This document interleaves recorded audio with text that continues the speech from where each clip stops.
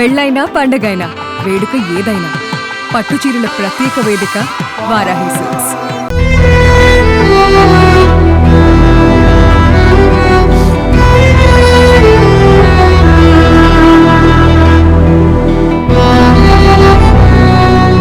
ఒక్క మార్క్, ఒక్క మాట, ఒక్క పోలిక ఒక విద్యార్థి ప్రాణం తీసేంత వరకు వెళ్ళాలా? గద్వాల జిల్లాలో జరిగిన ఈ విషాద ఘటన ఇప్పుడు ప్రతి తల్లిదండ్రుల్ని, ప్రతి ఉపాధ్యాయుడిని ఆలోచింపజేస్తోంది.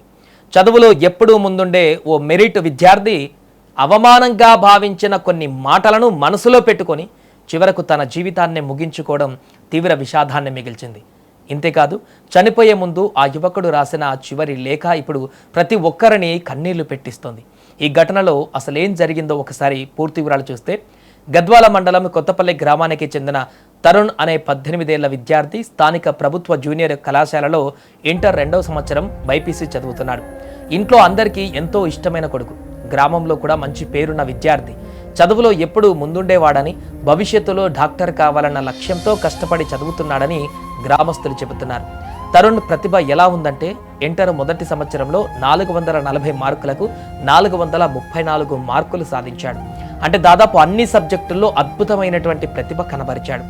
అయితే అదే కళాశాలలో చదువుతున్న మరో విద్యార్థినికి 435 మార్కులు రావడంతో పరిస్థితి మారిపోయిందని కుటుంబ సభ్యులు చెబుతున్నారు.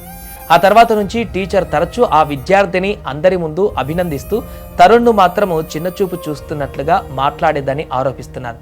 చూడండి, ఆమెను చూసి నేర్చుకోండి అనే తరహాలో పదే పదే పోలికలు చేయడం వల్ల తరుణ్ తీవ్రంగా మనస్తాపానికి గురయ్యాడని కుటుంబ సభ్యులు చెబుతున్నారు.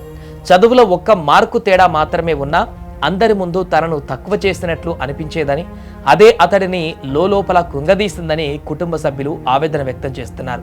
2 రోజుల క్రితం ఈ విషయం పైన తరుణ్ టీచర్తో మాట్లాడినట్లు సమాచారం.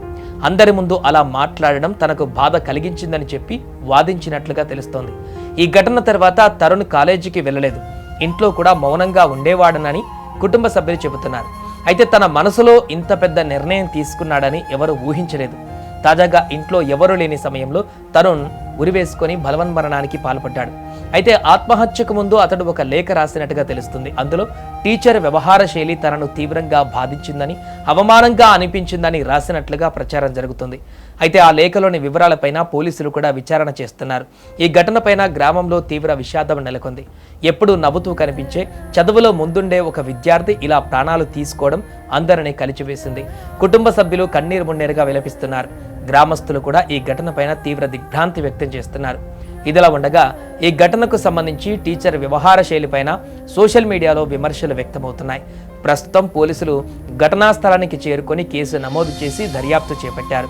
విద్యార్థి కుటుంబ సభ్యులు, కళాశాల సిబ్బంది, తోటి విద్యార్థుల ప్రతి ఒక్కరిని విచారిస్తున్నారు.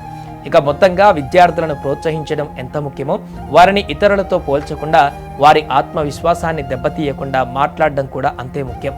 ఒక మాట కొందరికి సాధారణంగా అనిపించవచ్చు, కానీ అదే మాట సున్నిత మనస్తత్వం ఉన్న విద్యార్థిపై ఎంతటి ప్రభావం చూపుతుందో చెప్పలేమని మానసిక నిపుణులు చెబుతున్నారు.